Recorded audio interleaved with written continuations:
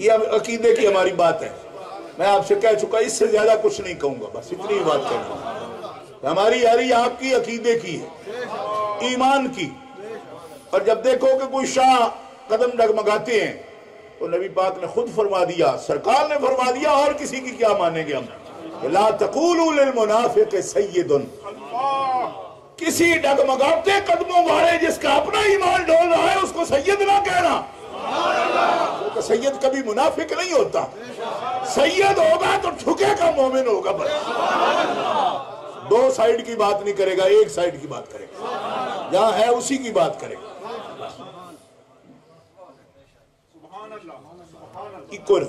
One way جی، ایسا نہیں ہوگا. اور ہمارا آپ سے کھلی بات ہے، اور یہ خطرے والی بھی بات ہوتی ہے. بندہ سمجھتا ہے بھائی اس طرح تو یہ پھر میرے ساتھ ایسے ہی کریں گے، تو میں نے کہا کر لینا، ٹھیک ہے، لیکن دعا ہر وقت یہی کرنا، اہدنا الصراط المستقیم صراط الذین انعمت علیہم غیر المغضوب علیہم ولا الضالین. جب ہم کہتے ہیں کہ گمراہوں کے راستے پر ہمیں نہ لے جانا، اور جن پر تیرا غضب ہے اس راستے پر نہیں لے جانا، تو پھر خطرہ کس بات کا؟ ہر وقت دعا یہی کرتے رہتے، یا اللہ صراط مستقیم پر قائم رکھا. اور اہل السنہ ہمارا کوئی اصرار نہیں ان باتوں پر، ہم تاکید ضرور کرتے ہیں لیکن اصرار نہیں ہے، اور اس میں بھی کوئی شدت نہیں ہے. لوگ سمجھتے بھی شدت کرتے، یہ شدت نہیں کرتے. ہم صرف نام لیتے ہیں، لوگ نہ لینے دیں تو اس میں ہماری کیا شدت ہے؟ نہیں، آپ نے یہ جلسہ سارا سنا ہے تو کیا شدت سنی جی؟ سبحان اللہ. نوجوان کسی نے کوئی تیز لہجے میں بات کی ہوگی تو بھی نوجوان ہے، ٹھنڈے ہو جائیں گے، بات میں متانت آئے گی، دلیل سے بات کریں گے. ایک ہے ایمانی جذبات، وہ ٹھنڈے ہونے بھی نہیں چاہیے کیونکہ ان کی ضرورت پڑتی ہے. لیکن ناپسندیدہ بات نہیں کہیں گے، ناپسندیدہ بات نہیں کہیں گے، شدت نہیں ہے، ہمیں اصرار نہیں ہے، لیکن خدا کے بندو بات کرنے تو دو. اس پر جھگڑا کے بات ہی کوئی نہ سنے، ٹوکرے کے نیچے بندوں کو بند کر کے رکھیں کہ کوئی سن لے صحابہ کی بات. میں نے کہا کیسے نہیں، یہ سب اہل اسلام ہیں، اور اہل اسلام جانتے ہیں کہ قرآن مقدس بھی ہم تک پہنچا تو صحابہ کی محنت ہے اس میں. احادیث رسول ہم تک صحیح پہنچی ہیں تو اس میں بھی صحابہ کی محنت ہے. ہمارے لیے ہمارے پاس سیرت طیبہ کا ایک ایک نقش پہنچا تو اس میں بھی محنت ہے صحابہ کرام. تو سب لوگ جانتے ہیں، تو کس طرح رکیں گے اس بات سے کہ وہ صحابہ کرام رضوان اللہ علیہ مجمعین کو نہ پہچانے اور اہل بیت اطہار کو نہ پہچانے؟ کیونکہ جو صحابہ کو پہچانیں گے وہ اہل بیت کو نہ پہچانے، ایسا تو ہو ہی نہیں سکتا، ایسا ممکن ہی نہیں. دیکھو نا، صحابہ میں سب سے پہلے صحابی تو ابو بکر صدیق ہیں. ابھی کتنی عظمت سنی آپ نے جی، شان سنی ہے نا آپ نے، کتنی شان بیان کی دوستوں نے. ابھی علامہ نبی لفظ بیان کر رہے تھے تو بہت خوبصورت تقریر کی، بہت خوبصورت. لیکن نہ بڑھاپے کا کوئی تکلف، نہ امیر المومنین ہونے کا کوئی ناز، کچھ بھی نہیں. مسجد سے نکلے صاف کپڑے، بخاری شریف ہے، حضرت مولا علی ساتھ ہیں، دونوں یار آپس میں انگلیوں میں انگلیاں ایسے ڈالے ہوئے آ رہے ہیں مسجد سے. جنڈی پا کے نہیں نکلتے جس طرح ہمارے بزرگ مسجدوں سے نکلتے تو جو خاص دوستوں کو بات کرنی ہے تو ایسے بات لے کر نکلتے اس کو اس طرح سے. حضرت مولا علی شیر خدا، بخاری شریف میں یہ لفظ ہیں. حضرت ابوبکر صدیق حضرت مولا علی دونوں نکلے اور سامنے حضرت امام حسن پاک امام حسین پاک آ رہے ہیں. حضرت ابوبکر صدیق نے دونوں کو اٹھا کر ایک کو دائیں کاندھے پر بٹھا لیا، ایک کو بائیں پر بٹھا لیا. حضرت مولا علی شیر خدا ایسے تھوڑے محسوس کرا رہے ہیں، بچے ہیں، چھوڑیے آپ بزرگ ہیں. بخاری شریف کے اندر یہ حدیث موجود ہے، دونوں کو اٹھایا اپنے کاندھے پر. حضرت ابوبکر صدیق حضرت مولا علی شیر خدا کہتے ہیں بھئی آپ بزرگ ہیں، آپ اٹھا رہے ہیں. فرمایا نبی پاک ان کو اٹھاتے تھے اسی طرح. میں کتنا بزرگ ہوں، سرکار اٹھاتے تھے. اور حضرت ابوبکر صدیق کے یہ لفظ بھی بخاری شریف کے اندر موجود ہے، ارقبوا محمدن فی اہل بیتہ نبی پاک کی عالم حضور کو دیکھا کرو، ان کے مقام، ان کے مرتبہ، ان کے رتبہ میں تم نبی پاک کا خیال کرو، اس لیے کہ ان کے اندر. اور پھر حضرت امام حسن و حسین کو تو حضرت ابوبکر صدیق کی مرتبہ سونگتے بھی تھے. کوئی پوچھتا تو فرماتے ہمارے رسول ان کو اپنا پھول فرماتے تھے. تو میں اس لیے سونگتا ہوں کہ نبی پاک نے سچ فرمایا، یقیناً ان سے حضور کی خوشبو آتی ہے. یہ ذوق تھا صدیق اکبر کا، کہو نا سبحان اللہ. یہ ان کا ذوق ہے، ذوق ایمانی ان کا یہ ہے. اس لیے ہم ان کا ذکر کرتے ہیں کہ آل پاک سے اس قسم کے جذبات ہونے چاہیے. حضرت فاروق اعظم کا ذکر آپ نے سنا، بڑی شان والے صحابی ہیں. آپ کو پتہ ہے کہ مراد رسول ہیں. حضور پاک نے ان کو مانگا، جامع ترمذی شریف میں موجود ہے. رب سے کہا کہ دو بندے ہیں اس طبع کے مجھے چاہیے، لیکن ان دو میں جو تجھے پسند ہو دے دے مجھے. ایک عمر ہے، ایک عمر ہے. فرمایا عمر پسند نہیں تیرے رب کو، عمر پسند ہے. عمر ابن حشام پسند نہیں، عمر بن خطاب پسند ہے، بھیجتا ہوں اس کو. اور آگے مانگے تھے حضور نے، رب نے عطا فرما دیے. اسی لیے لوگ ان کو مراد رسول کہتے ہیں. سب صحابہ کو مرید رسول کہتے ہیں، ان کو مراد رسول کہتے ہیں. اور آپ کو پتہ ہے مراد کوئی کوئی ہوتا ہے. یہ بعض بزرگوں کے حالات میں ہم نے پڑھا. حضرت خواجہ باقی باللہ کی خدمت میں جب حاضر ہوئے مجدد الفسانی، تو سارے مریدوں نے کہا کہ حضرت جی اتنا عرصہ ہوگا آپ کی خدمت کرتے ہوئے، شیخ احمد آئے ہیں تو آپ ان کے ہی ہو گئے. فرمایا تم مرید ہو، شیخ احمد میری مراد ہے. شیخ احمد میری مراد ہے. کیوں؟ فرمایا مجھے جب خواجہ ہمکنگی نے بھیجا تھا ہندوستان میں، خواجہ ہمکنگی نے جب مجھے بوٹی دے کے بھیجا تھا نا نقشبندیوں کی، فرمایا یہ قلم جو ہے نا نقشبندیت کی، یہ ہندوستان کا تو پودا ہی نہیں، یہ تو سنٹرل ایشیا کا ہے. بخارا سے میں لایا ہوں. یہاں تو طریقت ہی چشتی طریقت تھی نا ہندوستان میں. حضرت خواجہ غریب نواز کا تو گھر تھا یہاں اجمیر شریف میں. تو فرمایا یہ طریقت تو بخارا کی ہے. ایک قلم دی مجھے خواجہ ہمکنگی نے کہ جاؤ دلی میں جا کے اس کو لگا دینا. تو میں نے کہا میں اکیلا جا کے دلی میں کیا لگاؤں گا، 4 صدیوں سے اگر وہ بزرگ اولیاء اللہ آ گئے ہیں.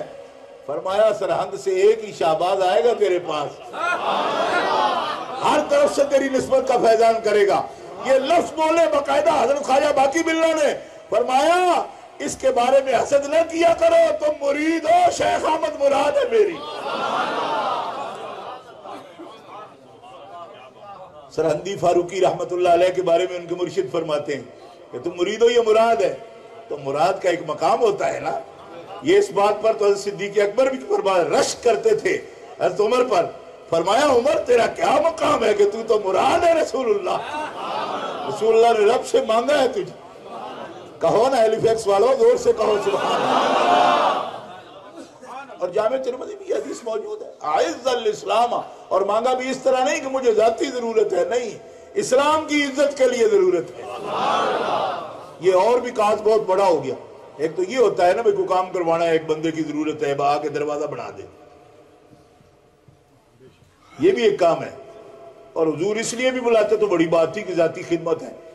لیکن آگے کام کاز دیکھو کیا ہے. اعز الاسلام، یا اللہ اسلام کو عزت دے عمر کے ساتھ. اب آپ کو سمجھ آئی کہ ضرورت بھی اس لیے تھی کہ یہ عزت اسلام ہے. اور میں قربان جاؤں حضرت عمر نے بھی اہل بیت کے ساتھ کیا سلوک کیا. حضرت عمر بن خطاب رضی اللہ تعالی عنہ نے بیت المال سے جب حصے مقرر کیے، کہ فاتح ہیں حضرت عمر، آپ جانتے ہیں نبی پاک کی فتوحات حضرت عمر کے ہاتھ پر ہوئی ہیں. جو ملک رب نے دکھائے تھے نا نبی پاک کو کہ فتح ہوں گے، تو آپ سے سوال کیا عبداللہ ابن عباس نے کہ آپ جو فرماتے تھے وہ ملک فتح ہوں گے تو ملک فتح نہیں ہو. فرمایا وہ ہوں گے فتح. یہ کب پوچھا؟ یہ بھی حدیث بخاری شریف میں موجود ہے. نبی علیہ السلام نے فرمایا حاجیو، فرمایا میرے غلاموں، اللہ کے بندو، میرے دوستو، شام سے جو لوگ آئے نا وہ جحفہ کے مقام پر احرام باندھ لیں. اور عراق سے جو آئے وہ ذات عرق پہ باندھیں، اور جو ہندوستان سے آئے نا وہ یلملم پہ باندھے، یمن کی طرف سے آنے والوں کے ساتھ ہندوستانی یلملم پر باندھے، اور عراقی ذات عرق پہ باندھے، شامی جوفا پہ باندھے، اور مدنی حجازی میرے ابیار علی جہاں ہے یہاں پہ باندھے۔ اللہ اکبر۔ مکی اگر باہر سے آتے ہوں تو بستان بنی عامر کے بستان سے باندھ لیں، یہ آپ بتیاں مقرر کر رہے ہیں، کیونکہ حضور نہ فرماتے کسی اور سے ہو نہیں سکتی تھی، یہ خاص بات ہے احرام کی، کیونکہ اس سے آگے بڑھنے سے بندہ گنہگار ہو جاتا ہے نا۔ تو اتنی اہم چیز کی جو بتی ہے کعبے کی، حرم کی، کہ احرام کہاں سے باندھیں یہ نبی کو ہی مقرر کرنی پڑتی، دوسرا نہیں کر سکتا تھا۔ یہ فقہا کا اختلاف اگر ہو جاتا ہے، ایک کہتا ہے اس سے باندھو، دوسرا کہتا ہے اس سے باندھو، یہ اسی کو کرنا تھا جس کو وحی اترتی ہے۔ حرم دیا بتیاں، سمجھ آ رہا ہے نا؟ ان کو یار آپ بعد میں سمجھا لینا، جن بچوں کو بتیاں کی اب سمجھ نہیں آتی تو میں تو پنجابی میں بول رہا ہوں۔ نہیں، باؤنڈری کے وہ نشان، صرف باؤنڈری پوری تو بنائی نہیں نا، مطلب وہ نشان، ایک پلر پوائنٹ خاص طور پر اس کو فکس کیا کہ اس سے آگے نہیں، اب بڑھتے ہو اس سے آگے احرام کے بغیر تو بڑے دم پڑتی ہے نا، اس میں جرمانہ ہوتا ہے، پنلٹی ہوتی ہے، تو یہ بڑا اہم بات۔ عبداللہ ابن عباس کہتے ہیں جب بات ختم ہوئی تو میں نے عرض کی ادھر بندہ تو کوئی ہے نہیں، اے بتیاں کی نماز سے مقرر کر دے ادھر، دھیان کیا آپ نے؟ عبداللہ ابن عباس کہتے ہیں میں نے عرض کی یا رسول اللہ، چھوٹے تھے نا، چھوٹے سے تھے عمر میں، ابھی کوئی نبیل صاحب بھی کہہ رہے تھے کہ وہ بھی وہاں موجود تھے نماز میں تو وہ پڑھاتے، وہ ویسے بھی پڑھانے والے نہیں تھے، ابھی چھوٹے تھے،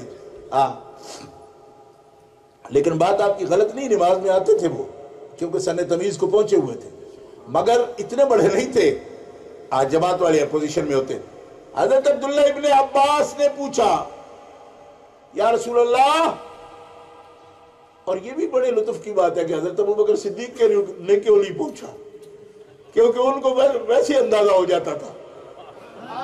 عبداللہ ابن عباس عمر میں چھوٹے تھے، چھوٹے کبھی سوال بڑے عجیب عجیب کرتے ہیں، مجھ سے ابھی بات کرتے ہیں مجھ سے سیکھنے والے تو عجیب سوال کر دیتے ہیں بچے کبھی۔ حضرت عبداللہ ابن عباس نے کہا جب ادھر آنے والے ہی کوئی نہیں، بتیاں کیسی؟ فرمایا ابن عباس تم خود دیکھو گے اپنی آنکھوں سے، تم دیکھو گے، اس سے یہ بھی پتا چلا کہ ابن عباس دیکھیں گے، دیکھیں گے ضرور ابن عباس، ابن عباس تم دیکھو گے۔ ابن عباس تو خود نہیں جانتے تھے، حالانکہ ابن عباس جب ابھی، اللہ اکبر، ابن عباس جب ابھی 2 دن کے تھے، 2 دن کے، صرف 2 دن کے تھے تو نبی پاک گھر میں تشریف لائے، اور یہ جو چچی ہیں ان کی والدہ یہ حضور کی سالی بھی ہیں، کیونکہ انہی کی بہن میمونہ ہیں جو حضور کی بیوی ہیں، مومنوں کی ماں، اور یہ ام فضل حضرت میمونہ بنت حارث کی بہن ہے، حضرت ام فضل حضرت حمزہ کی بیوی، حضرت حمزہ کی بیوی، چچا جان کی بیوی، حضرت عباس کی بیوی، نبی پاک علیہ السلام کی اہلیہ حضرت میمونہ، حضرت جعفر ابن ابی طالب کی بیوی، یہ بہنیں ہیں ساری۔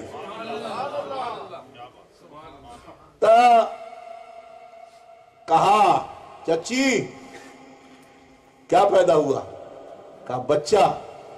فرمایا میں تمہیں بتانے آیا ہوں، اس کو میرا بچہ نہ سمجھنا۔ کیوں؟ فرمایا یہ بادشاہوں کا باپ ہوگا۔ یہ تو 2 دن کے تھے تو رسول اللہ فرما رہے ہیں۔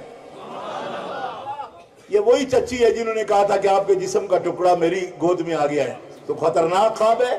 فرمایا خطرناک نہیں ہے، فاطمہ کے بچہ ہوگا اس کو تو اٹھائے گی، یہ کہا جا رہا ہے، اچھی خواب ہے۔ ان کا اپنا بچہ ہوا یہی عبداللہ، تو حضور فرما رہے ہیں چاچی میں اس کے ماتھے میں دیکھ رہا ہوں، اللہ نے مجھے یہ علم دیا ہے، یہ بادشاہوں کا باپ ہوگا، اور لفظ ملوک کا فرمایا، ملک کا نہیں فرمایا کہ ایک بادشاہ کا۔ عبداللہ کی اولاد صفا سے لے کر یہ متوکل اللہ مستنصر باللہ تک 450 سال سے زیادہ انہوں نے دنیا پر حکومت کی بنو عباس نے، اور نبی پاک کب بتا رہے ہیں؟ جب ان کا باپ ابھی 2 دن کا تھا۔ تو عبداللہ ابن عباس نے پوچھا یا رسول اللہ ادھر بتیاں مقرر کر دی، پوائنٹ سارے مقرر کر دیے، ادھر بندے، فرمایا تم اپنی آنکھوں سے دیکھو گے۔ کہ حجاز سے بھی اتنے نہیں آئیں گے جتنے وہاں سے میرے غلام آئیں، دور دراز، کوئی سواریوں پر ہیں، کوئی پیدل ہیں، اور محمد رسول اللہ کی آنکھیں ان کو آتا دیکھ رہی ہیں۔ گرامی قدر حضرات، حضرت عمر رضی اللہ تعالیٰ عنہ کی فتوحات اسلام کی فتوحات ہیں، یہی وہ ممالک ہیں سارے، عراق بھی اور ایران بھی۔ آدھا عراق تو اس وقت کہلاتا ہی ایران تھا، آپ کو پتہ ہے مدائن بھی عراق کے اندر تھا، جہاں یہ حضرت سعد بن ابی وقاص نے جنگ کی ہے قادسیہ کی، یہ قادسیہ بھی تو عراق کے اندر ہے، اب کا جو عراق ہے قادسیہ اس کے اندر ہے۔ مدائن جو کسرا کے گرے تھے سرکار کی ولادت کے وقت، وہ بھی عراق کے اندر ہے، ہم ایران کہتے ہیں نا، ایران کے کنگرے بادشاہ کے۔ اس وقت بھی وہ جغرافیہ اگر آپ دیکھو تو میں تو جا کے حاضر ہو کے میں نے دیکھا ہے، وہ قادسیہ جو ہے وہ ہے ہی عراق کے اندر، لیکن اس وقت وہ ایران کا مرکز تھا۔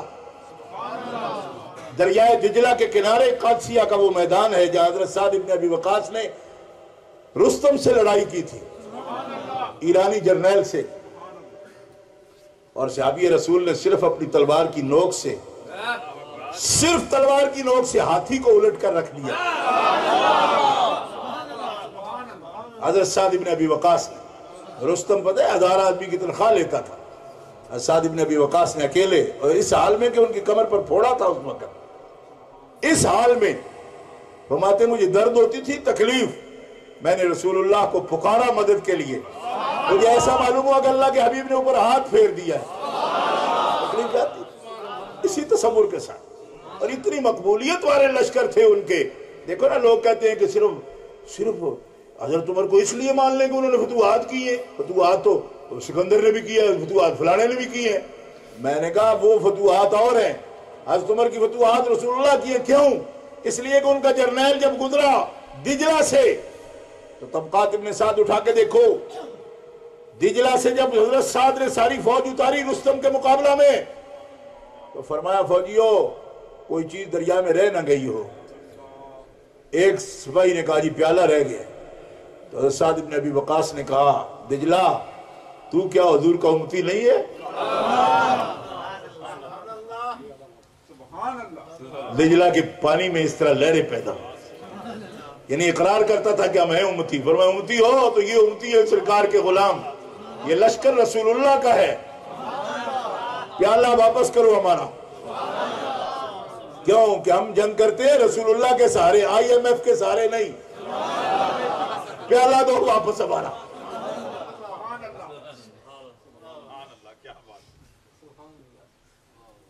کوئی نہیں سمجھ آئی آپ؟ فتوحات اسی وقت ہوتی رہی، اسی وقت بھنور دریا میں ایسا بھنور پیدا ہوا، پیالہ اٹھا کر باہر پھینک دی۔ دلیل یہ ہوتی ہے کہ جس کے ساتھ تائید ربانی ہو وہ غاصب جرنیل نہیں ہوتا، جس کے ساتھ تائید ربانی ہوتی ہے۔ یہ نشانی ہے کہ ان کی فتوحات اللہ اور اللہ کے رسول کی مرضی کی فتوحات ہے۔ اس کو کسی اور سے ملانا کہ جی فلانا بھی الیگزینڈر نے بھی کیا، فلانے نے بھی کیا، میں نے کہا الیگزینڈر سے ملانے کی نہیں، یہ رسول اللہ سے ملانے کی بات ہے، کیونکہ یہ ان کی فتوحات ہیں۔ کہتے وہ تو وہ بھی کر گیا جی، اتنی دور تک فتوحات کر گیا۔ میں نے کہا اس سے کیا تعلق جوڑتے ہو ان کا؟ کیوں؟ جو نیل کو چٹھیاں لکھے، دریائے نیل کو الیگزینڈر نے کبھی چٹھی نہیں لکھی، حضرت عمر نے لکھی ہے۔ حضرت ساریہ کو میلوں دور یا ساریت الجبل کہنے والا عمر ہے۔ حضرت شاہ ولی اللہ فرماتے ہیں زمین پر زلزلہ آ گیا، وہی کوڑا جو برساتے تھے آپ جرم کرنے والوں پر، زمین پر بھی مارا۔ ایک صحابی کہنے لگے عمر اتنی بڑی حکومت ہو گئی؟ فرمایا حکومت کس کی؟ ہم تو نائب ہے رسول اللہ کے، حکومت تو اللہ اور اس کے رسول کی۔ میں زمین سے یہ بات کرنا چاہتا ہوں کہ اگر عمر اس زمین پر ظلم کر رہا ہے تو اے زمین پھٹ جا اور اکیلا مجھے کھا لے، اور اگر میں عدل کرتا ہوں تو جیسے میں لوگوں کو یہاں حرکت نہیں کرنے دیتا تمہیں بھی نہیں کرنے دوں گا۔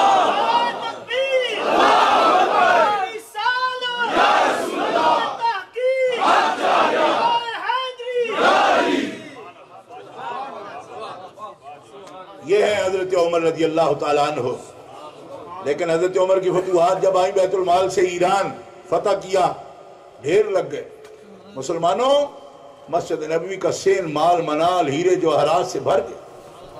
اور تصور کیا تھا؟ صحابہ کہتے ہیں ہم نے دیکھا حضرت عمر تشریف لائے، داڑھی آپ کی بھاڑی بھی تھی، لمبی بھی تھی، قد مبارک بھی بڑا تھا۔ لوگ تو ان کے قد کا مذاق کرتے ہیں نا، جی ہاں، میں نے کہا یہ قامت وہ ہے جس پہ فرشتے بھی رشک کرتے ہیں، یہ مزاح والی قامت نہیں ہے۔ حضرت عمر تشریف لائے، داڑھی مبارک آنسوؤں سے تر ہو گئی۔ صحابہ دیکھتے ہیں، ایک صحابی عرض کرتے ہیں دوست تھے، کہنے لگے عمر یہ ہنسنے کا مقام ہے کہ رونے کا مقام ہے؟ فرماتے تھے اس طرح ہیرے جواہرات اپنے ہاتھوں پر پلٹتے تھے اس طرح اور روتے تھے۔ صحابہ نے عرض کی یہ رونے کا مقام ہے یا ہنسنے کا مقام ہے، خوشی کا مقام ہے کہ ایران فتح ہو گیا، اتنے خزانے آ گئے، مسجد نبی کا سین بھر گیا؟ فرمایا صحابہ مجھے رونا اس بات سے آتا ہے کہ پہلی امتیں بھی جب ہلاک ہوئیں تو غربت کی وجہ سے نہیں ہوئی، مال کی وجہ سے ہوئی۔ یہ سہن آج تک رسول اللہ صلی اللہ علیہ وسلم کے غلاموں نے صبر کے ساتھ اس سین سے ہمیشہ لشکر نکلے ہیں اور انہوں نے فتح پائی ہے۔ آج مسجد کا سین ہیرے جواہرات سے بھر گیا، مجھے خطرہ آتا ہے کہ اے امت جب بھی کبھی ذلیل ہوگی غربت سے نہیں ہوگی، مال سے ہوگی۔ مال کی محبت اس قوم کو ہلاک کرے گی، اور آج مال آ گیا ہمارے سین میں بھی، اللہ تعالیٰ اس مال کی ہلاکت سے اس امت کو محفوظ فرمائے، یہ دعا کرتے تھے۔ یہ ہے حضرت عمر۔ حصے مقرر فرمائے بیت المال سے۔ میں اہل بیت کے بارے میں بات کر رہا ہوں۔ حضرت عبداللہ ابن عمر کا جتنا حصہ مقرر تھا، حضرت عبداللہ ابن عمر بڑے عالم تھے، یہ دنیا جانتی ہے، بڑے عالم تھے۔ ان کا جتنا حصہ مقرر ہوا، حضرت امام حسین علی مقام کا دورہ مقرر ہوا۔ حضرت عبداللہ ابن عمر کا کسی نے پیغام دیا حضرت فاروق اعظم کو کہ میری خدمات ہے، میں ٹیچنگ بھی کرتا ہوں، مسجد نبی میں پڑھاتا ہوں۔ حضرت امام حسین علی مقام کا دورہ ہوا، حضرت عمر نے بلا لیا، فرمایا یہ کس سے اور یہ خط کیا بھیجتے ہو؟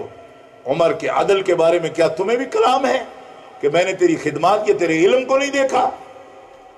عرض کی نہیں اتنا بڑا نہیں، لیکن میں آپ کے کان تک بات پہنچانا چاہتا تھا کہ بیت المال سے جو حصہ میرا مقرر۔ فرمایا سن لے، جیسے ان کے نانا ہے تیرا نانا ایسا ہے، جیسے ان کا باپ ہے تیرا باپ ہے۔ یعنی حالانکہ ان کے باپ مانتے تھے کہ عمر اچھے ہیں، افضل ہیں، لیکن حضرت عمر اپنی زبان سے یہ بھی نہیں مانتے تھے۔ وہ فرماتے جیسے اس کا باپ ہے تیرا باپ ہے، جیسے اس کی ماں ہے تیری ماں ہے۔ تب قاتب نے ساتھ اٹھا کے دیکھو ساری نسبتیں، فرمایا جیسے اس کا خالو ہے تیرا بھی کوئی ہے، یعنی عثمان جیسا۔ حضرت عبداللہ ابن عمر روتے جاتے تھے، فرمایا میں نے یہ نہیں کہا، میں نے یہ نہیں کہا، میں نے یہ نہیں سمجھا تھا۔ فرمایا ابن عمر تو نے سمجھا تھا یا نہیں سمجھا تھا، یہ اچھا کیا تم نے کہ مجھے حسین کے فضائل بیان کرنے کا موقع دے دیا، کہ بات تو کروں کہ وہ کیا ہے، کبھی سوچنا بھی نہیں، اس لیے کہ ان کا حصہ رب نے دورہ مقرر کیا ہے۔ اجرہا مرتین والا یہ خاندان ہے، دورہ اجر ہے ان کا، تو جب دورہ اجر ان کا رب مقرر کرے تو عمر ان کا دورہ حصہ کیوں نہ مقرر کرے گا؟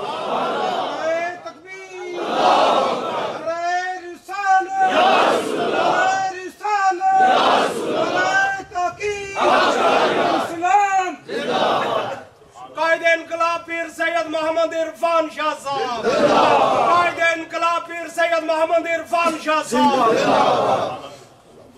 اسی طرح جب ایران کی انہی فتوحات میں یزدجرد بادشاہ ایران کی بیٹی